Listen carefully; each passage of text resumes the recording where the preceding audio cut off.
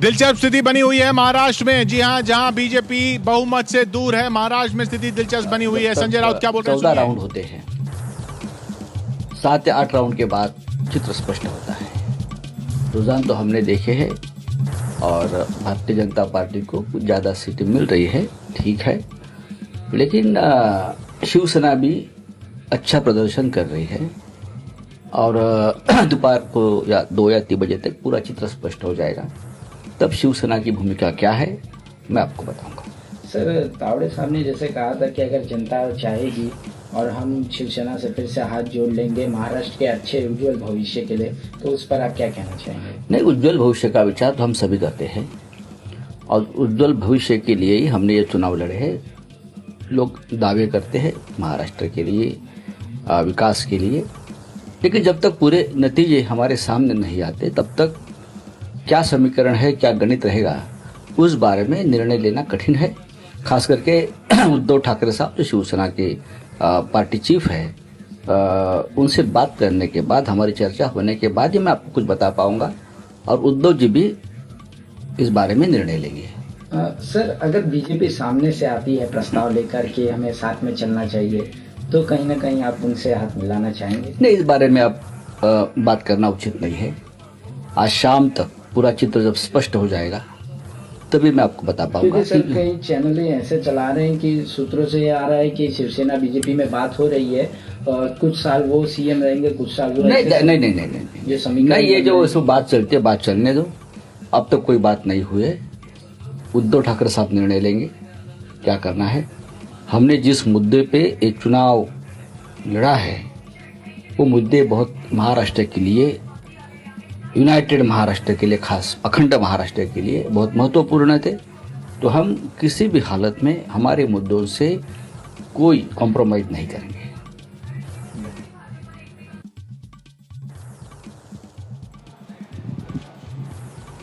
BJP को समर्थन पर अभी फैसला नहीं कह रही है शिवसेना, क्योंकि बीजेपी और शिवसेना की स्थिति इस वक्त ऐसी है कि किस बात पर बात बनेगी ये अहम हो जाएगा। इसलिए प्रवक्ताओं के लिए भी बोलना बहुत मुश्किल। 115 पर बीजेपी गठबंधन आगे, शिवसेना 65 पर आगे, 113 पर बीजेपी गठबंधन आगे। नेहा, मतगणना शुरू हुए 1.5 घंटा हुआ है और बड़ी बातें हम आपको बताते हैं हरियाणा और महाराष्ट्र के चुनाव की। सबसे बड़ी बात तो यह है कि हरियाणा में अपने दम पर सरकार बनाती हुई दिखाई दे रही है बीजेपी, लेकिन महाराष्ट्र में पेच फंसा हुआ है। दोनों राज्यों में बीजेपी सबसे बड़ी पार्टी बनकर उभरी है।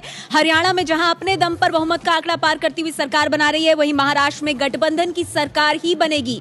बीजेपी सबसे बड़ी पार्टी है, लेकिन शिवसेना और एनसीपी के बगैर ये सरकार बनती नहीं दिखाई दे रही बीजेपी की महाराष्ट्र में। और महाराष्ट्र की सियासत से ही इस वक्त की ये बड़ी खबर आ रही है। महाराष्ट्र में किसी दल को बहुमत नहीं है, बीजेपी सबसे बड़ी पार्टी जरूर है। आपको बता दें 113 सीटों पर बीजेपी आगे चल रही है। उधर हरियाणा में बीजेपी की सरकार बनेगी, ये तय हो गया है। जो रुझान है ताजा, उसके मुताबिक 50 सीटों पर बीजेपी आगे। हरियाणा में बीजेपी को साफ तौर पर बहुमत मिला है और इस वजह से हरियाणा में अब तस्वीर को लेकर कोई दिक्कत नहीं होनी चाहिए। यहां अपने दम पे सरकार बना रही है और बड़ी पार्टी दोनों राज्यों में बनकर उभरी है बीजेपी। किशोर जी हाँ, तो कम से कम ये महाराष्ट्र के बारे में तो कहा ही जा सकता है कि बीजेपी का ये फैसला कि शिवसेना से अलग होकर चुनाव लड़ा जाए, वो फैसला सही नहीं गया है। सिर्फ 111 सीटों पर बीजेपी आगे है। लेकिन केतकर साहब का यहाँ पर मत था कि वो अलग अलग लड़े हैं इसलिए ज्यादा सीटें आई हैं। शीला, आप उससे सहमत?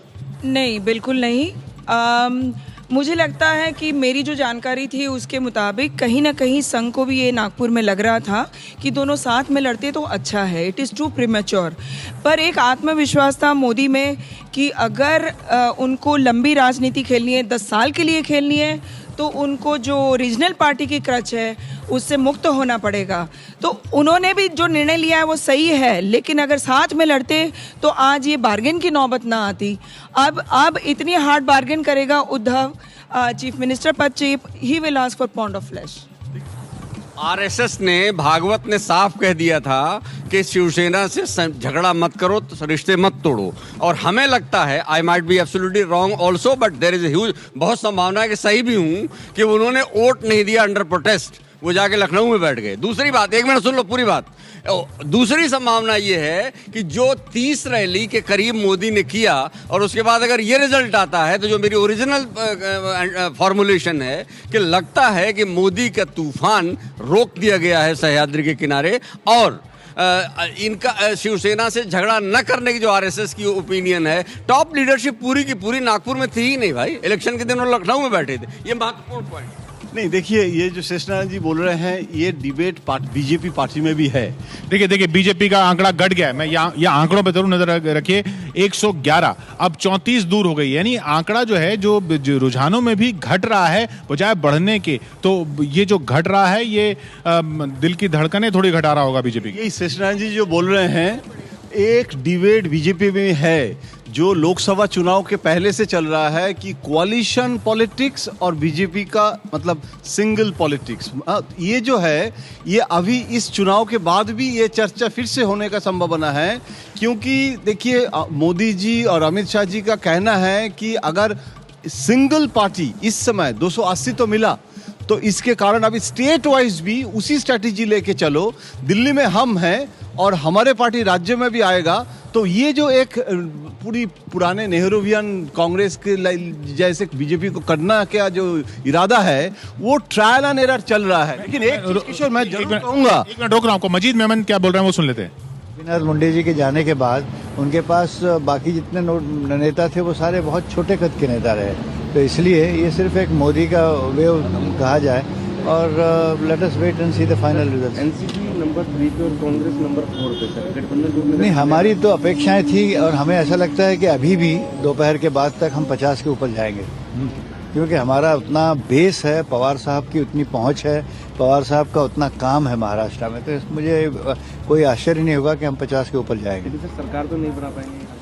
लेकिन यहाँ पर सवाल ये शीला, ये कहा जा रहा है कि भाई नुकसान हो गया, लेकिन जो बात थी वो तो बीजेपी ने दिखा दी कि बड़ा पार्टनर कौन है महाराष्ट्र में, ज्यादा ताकतवर कौन है, बीजेपी। नहीं, ये बात तो बिल्कुल माननी पड़ेगी कि मोदी प्रधानमंत्री है, उनका असर है, उनकी एक ब्रांड है, और उस ब्रांड के चलते हुए ये जो नंबर आए हैं उसी ब्रांड के चलते हुए आए हैं। लेकिन अब 2 चीज़ों पे मेरी नज़र रहेगी कि चीफ मिनिस्टर कौन बनेगा। अब कोलिशन वापस होगा, कोई एक पार्टी साथ में आएगी, उस पार्टी को लेकर चलने वाला जो मैच्योर लीडर होगा वही चीफ मिनिस्टर महाराष्ट्र नितिन गडकरी माना जा सकता है। एक पॉसिबिलिटी है नितिन गडकरी की, क्योंकि शिवसेना को साथ में लेके जाने के लिए एक पिक्यूलियर काबिलियत होनी चाहिए, और वो नितिन गडकरी में है।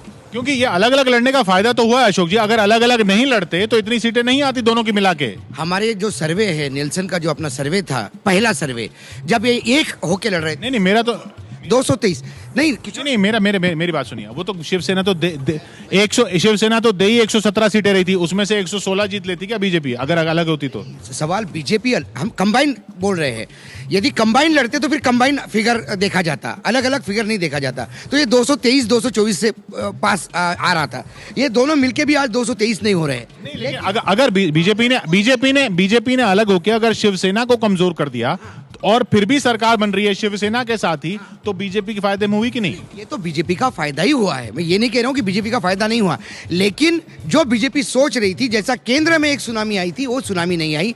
दूसरी बात, इनके अलग अलग लड़ने से ये जो आप 51 और 57 जो 51 और 43 जो फिगर देख रहे थे, ये फिगर सिर्फ इसलिए हो पा रहे हैं, या एमएनएस जो एक भी सीट नहीं निकाल पाती, आज 6 सीटें यदि लाती है वो सिर्फ, या 4 सीटें लाती है वो इसलिए ला रही है क्योंकि 5 कॉर्नर का चुनाव हुआ। यदि 5 लोग अलग अलग नहीं लड़ते तो शिवसेना और बीजेपी ये चुनाव स्वीप करती। नहीं, एक दूसरी बात ये भी उठती है ना इसमें किशोर की, पहली बात तो मैं बता दूं कि पृथ्वीराज चौहान अब आगे हो गए हैं, कांग्रेस के लिए हो सकता है खुशखबरी हो, लेकिन दूसरी बात यह है कि ऐसी पार्टी के लिए इसके लिए खुशखबरी नहीं होगी।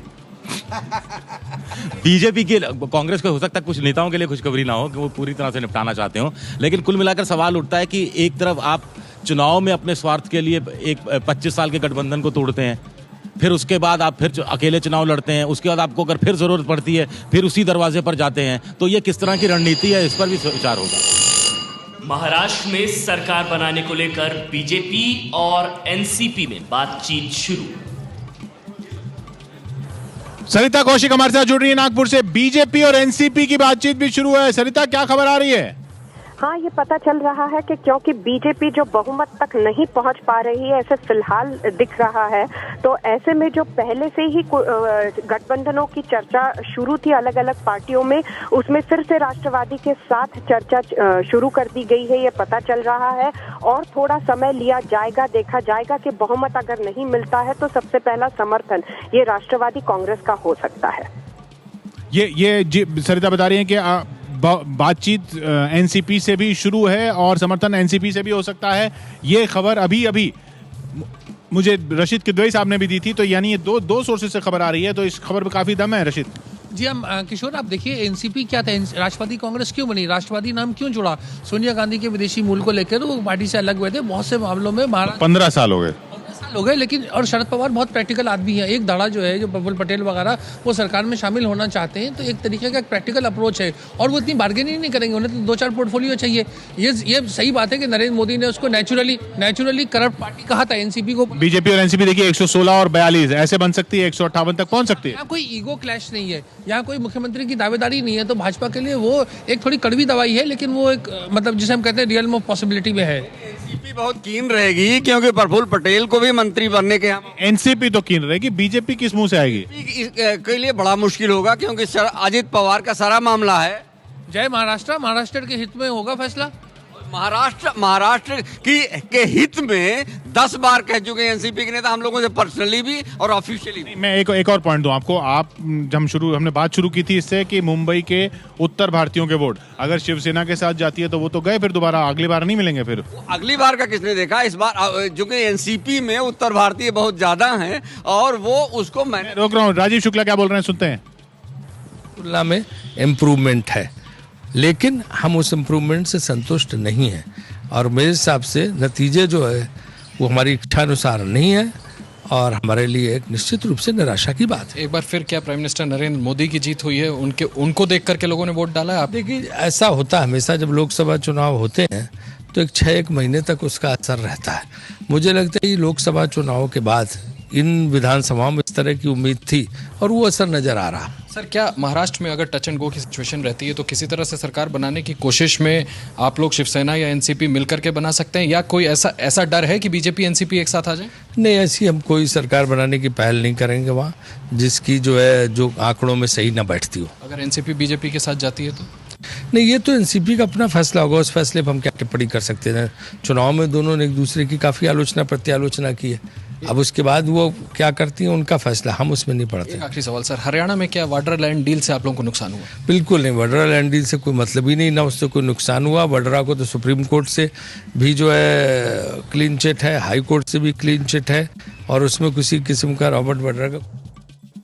मुझे लगता है कि बीजेपी अपने बलबूते पर सरकार बनाएगी और जिस प्रकार से लोगों ने समर्थन दिया है बहुत हम लोग खुश हैं। कांग्रेस में जो अपना चीफ मिनिस्टर है वो पीछे चल रहे हैं, कांग्रेस पीछे चल रही है, क्या? ठीक, कांग्रेस के बहुत सारे, राष्ट्रवादी के बहुत सारे मिनिस्टर्स पीछे चल रहे हैं। तो एक प्रकार से जिस प्रकार का उनका बर्ताव रहा है, जिस प्रकार से एरोगेंस जिसको हम कह सकते हैं, राजनीतिक एरोगेंस जो उन्होंने दिखाया, उसका खामियाजा भुगत रहे। सर, अभी बातें आ रही हैं कि बीजेपी शिवसेना साथ में आ सकती है चुनाव के बाद, क्या कहना चाहेंगे? देखिए, अभी तो ऐसे कोई चर्चा हमारी शुरू नहीं हुई। हम पहले दिन से कह रहे हैं कि शिवसेना हमारा राजनीतिक विरोधी नहीं है, राजनीतिक विरोधी हमारा कांग्रेस और एनसीपी है। शिवसेना से हम केवल इसलिए खफा है कि जिस प्रकार की भाषा का उन्होंने उपयोग हमारे खिलाफ किया, हमने तो उनके ऊपर कभी टीका टिप्पणी नहीं की, लेकिन हमारे प्रधानमंत्री जी के बारे में जिस प्रकार से टिप्पणियाँ की गई, जिस प्रकार से लिखा गया, उससे हम बहुत आहत हैं। पहली पसंद चीफ मिनिस्टर के लिए आप दिख रहे हैं, तो क्या कहेंगे इसके ऊपर? देखिए, अभी तो मैं इतना ही कह सकता हूँ कि मैं भारतीय जनता पार्टी का महाराष्ट्र का अध्यक्ष हूँ, इससे आगे और कुछ नहीं है। भारतीय जनता पार्टी का जो उचित फोरम है, हमारा पार्लियामेंट्री बॉडी निर्णय करेगा। हां, नाही, मला अत्यंत आनंद आहे की ज्या प्रकारे लोक आम्हाला समर्थन शिवसेना के बारे में फिर देवेंद्र फडणवीस वही बात कर रहे हैं कि उनसे हमारी राजनीतिक दुश्मनी नहीं है। नहीं, ये तो मैंने भी 3 दिन पहले जब हम लोग यहाँ पर मिले थे तो मैंने भी यही बात कही थी कि भाजपा के जो पॉलिटिकल राइवल्स हैं वो कांग्रेस है, एनसीपी है, शिवसेना नहीं है। लेकिन एनसीपी से भी बातचीत चल रही है। नहीं, वो तो अटकलें चल रही हैं, बातचीत अभी मुझे नहीं लगता कि किसी से भी चल रही है।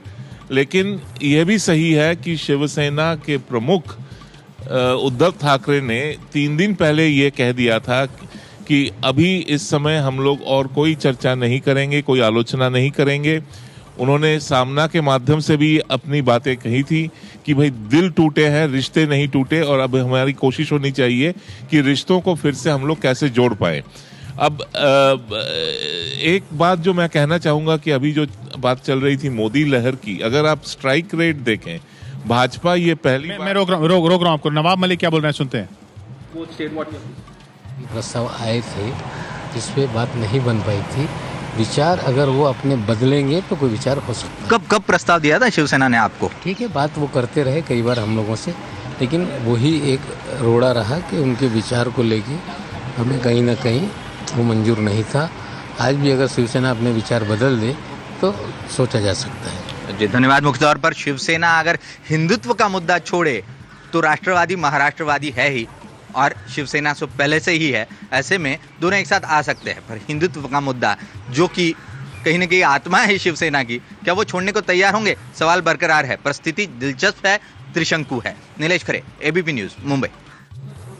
लेकिन ये शिवसेना और एनसीपी तो अब आंकड़ों में भी कहीं करीब नहीं दिख रहे, तो शिवसेना और एनसीपी का मिलने के लिए तो फिर कांग्रेस को भी साथ में आना पड़ेगा। बहुत टेढ़ी खीर है, वो बहुत लंबा मामला है। लेकिन बीजेपी का गठबंधन अभी भी 21 सीटें दूर, बहुमत से 288 में से सबके रुझान आ चुके हैं। सभी सीटों के 145 से 21 सीटें दूर है। 21 जगह और बढ़त बनानी होगी बीजेपी गठबंधन को, नहीं तो शिवसेना से हाथ मिलाना पड़ेगा या एनसीपी से हाथ मिलाना पड़ेगा। किससे हाथ मिलाती है बीजेपी, इन आंकड़ों पर नजर बनाए रखिए। ऊपर की पट्टी में महाराष्ट्र, नीचे की पट्टी में हरियाणा। हम लौट रहे हैं जल्द।